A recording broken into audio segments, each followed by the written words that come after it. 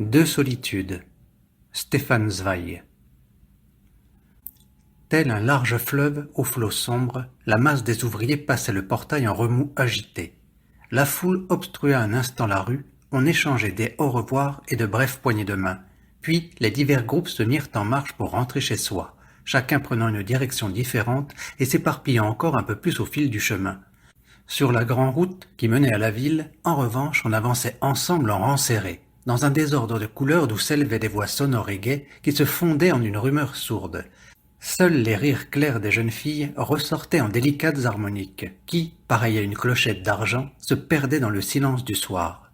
À quelque distance, derrière la foule compacte, un ouvrier avançait seul. Il n'était ni très vieux, ni particulièrement chétif, mais il ne pouvait soutenir la cadence des autres, son pied paralysé l'empêchant de se déplacer à aussi vive allure. Au loin, on percevait encore l'écho joyeux des voix. Il tendait l'oreille, sans que cette bonne humeur partagée n'éveille en lui d'amertume. Depuis longtemps, son infirmité l'avait familiarisé avec la solitude qui avait fait de lui un philosophe taciturne, abordant la vie avec le détachement de celui qui a renoncé. Il avançait lentement, en boitant. Au loin, les champs exhalaient dans l'obscurité la senteur pleine et chaude des récoltes mûrissantes que la brume fraîche du soir ne pouvait étouffer. Les rires, dans le lointain, s'étaient tus. Ça et là s'élevait encore le chant d'un grillon solitaire. Hormis cela, tout n'était que silence, ce silence profondément triste qui permet aux pensées refoulées de s'exprimer enfin. Un bruit attira soudain son attention. Il lui semblait avoir entendu des sanglots. Il tendit l'oreille dans le silence. La nuit était muette comme dans un sommeil sans rêve. Mais, l'instant suivant, il entendit une plainte plus vive et plus déchirante encore. Et dans la pénombre incertaine, il distingua sur le bord de la route une silhouette qui pleurait, assise sur un amas de rails. Il voulut d'abord passer son chemin sans lui prêter attention. Mais, en s'approchant, il reconnut la jeune fille qui ne cessait de sangloter. C'était une ouvrière qui travaillait dans la même usine que lui. Il la connaissait, comme tout le monde à l'usine d'ailleurs, sous le sobriquet de Julas le Laidron. Car sa laideur était si frappante qu'elle lui avait valu ce nom, qu'elle portait depuis sa plus tendre enfance. Son visage était grossier, ses traits irréguliers et son teint impur d'un jaune si sale qu'elle en était repoussante. À cela s'ajoutait l'évidente disgrâce de son corps au torse maigre et frêle comme celui d'un enfant, porté par des hanches larges légèrement tordues. Sa seule beauté résidait dans l'éclat de ses yeux calmes, dont la tranquille résignation reflétait les regards dédaigneux et pleins de répugnance. Il avait lui-même enduré trop de peines secrètes pour pouvoir continuer son chemin sans exprimer sa compassion. Il s'approcha d'elle et posa la main sur son épaule dans un geste de réconfort. Elle sursauta, comme arrachée à un rêve. « Laisse-moi tranquille !» Elle ne savait pas à qui elle s'adressait. Son cri n'était que l'expression d'une farouche douleur. Lorsqu'elle reconnut l'étranger, elle s'apaisa. Il avait attiré son attention parce qu'il était l'un des rares à ne jamais s'être moqué d'elle à l'usine. Restant sur la défensive, elle marmonna. « Laisse-moi tranquille, je n'ai pas besoin de ton aide. » Il ne répondit rien, mais s'assit à côté d'elle. Ses sanglots désespérés reprirent de plus belle. Pour la consoler, il lui dit « Calme-toi, Julas, tes pleurs n'y changeront rien. » Elle ne répondit pas. Il demanda prudemment « Que t'ont-ils encore fait ?» Cette question la ramena à elle-même. Le sang monta brusquement à ses joues, et quand elle se mit à raconter, les mots se bousculèrent dans sa colère. Après la sortie de l'usine, sur le chemin du retour, ils ont parlé de demain dimanche. Ils voulaient organiser une partie de campagne dans les villages alentours. L'un d'eux en a fait la proposition, et aussitôt ils étaient tous d'accord. Et au moment de compter les voix, je suis assez sotte pour lever la main moi aussi.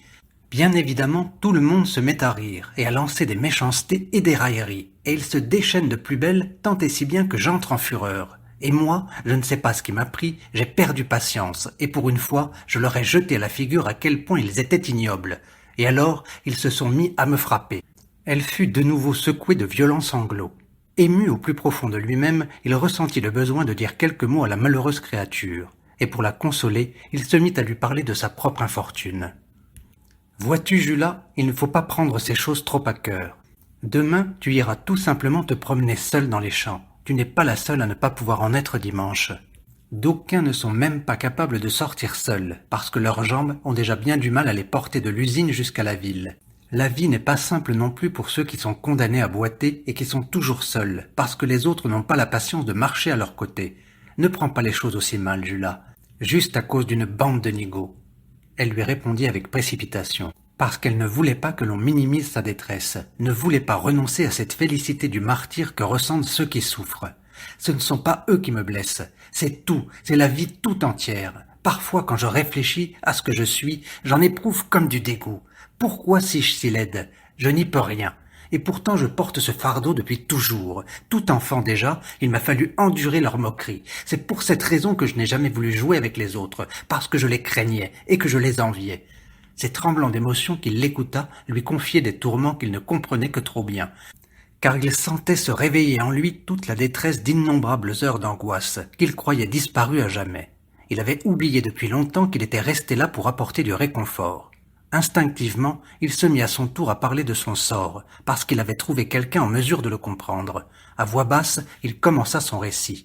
Il était une fois un enfant qui aurait, lui aussi, aimé jouer avec les autres, mais il ne pouvait pas. Lorsqu'il chahutait, courait, sautait, il les suivait péniblement en claudiquant et arrivait toujours le dernier. Il était si faible et si maladroit que les autres se moquaient de lui. Il était peut-être encore plus à plaindre que toi, qui, avec tes jambes valides, peut encore partir à la conquête du monde. Son émoi grandissait. Elle sentait se réveiller au plus profond d'elle-même toute la misère de son existence. Personne n'est plus à plaindre que moi. Je n'ai jamais eu de mère, jamais personne ne m'a adressé la moindre parole aimable. Quand les filles partent avec leurs amoureux, je reste seul, et je sens bien qu'il en sera toujours ainsi, que cela ne peut être autrement, alors que j'éprouve la même chose que tout le monde. Mon Dieu, si seulement je savais pourquoi il en est ainsi. Ce qu'ils n'avaient jamais dit à personne, ce qu'ils s'étaient à peine avoué à eux-mêmes, ils se le confièrent, alors qu'ils n'étaient presque encore que des étrangers l'un pour l'autre. Chaque cri de leur âme trouvait un écho dans l'infinité de leur souffrance. Il lui raconta qu'il n'avait jamais eu d'amoureuse, parce que, avec sa jambe qu'il traînait en boitant, il n'osait pas aborder de jeunes filles. Aucune d'entre elles n'était prête à marcher doucement à ses côtés. Il lui raconta qu'il n'avait pas d'autre choix que de laisser sa paix de la semaine chez des catins malpropres, et que la tristesse et le découragement le gagnaient un peu plus chaque jour. Des bruits de pas qui approchaient interrompirent leurs douloureux aveux. Quelques personnes vinrent à passer, ombres vagues et incertaines. Quand elles se furent éloignées, il se leva et d'une voix pressante lui dit simplement « Viens !» Elle alla avec lui. Il faisait déjà nuit noire. Il ne pouvait plus distinguer son visage et elle, se laissant bercer par sa souffrance, ne s'aperçut même pas qu'elle avait adapté son pas au sien. Ils cheminèrent ainsi côte à côte. Un sentiment aveugle de compréhension mutuelle avait submergé ces deux âmes solitaires et les emplissait de félicité. Leur conversation plus intime n'était plus qu'un murmure, et ils étaient obligés de marcher tout près l'un de l'autre pour pouvoir se comprendre. Et, soudain, dans un indéfinissable sentiment de bonheur, elle sentit son bras se poser en un geste hésitant et tendre sur ses larges hanches difformes.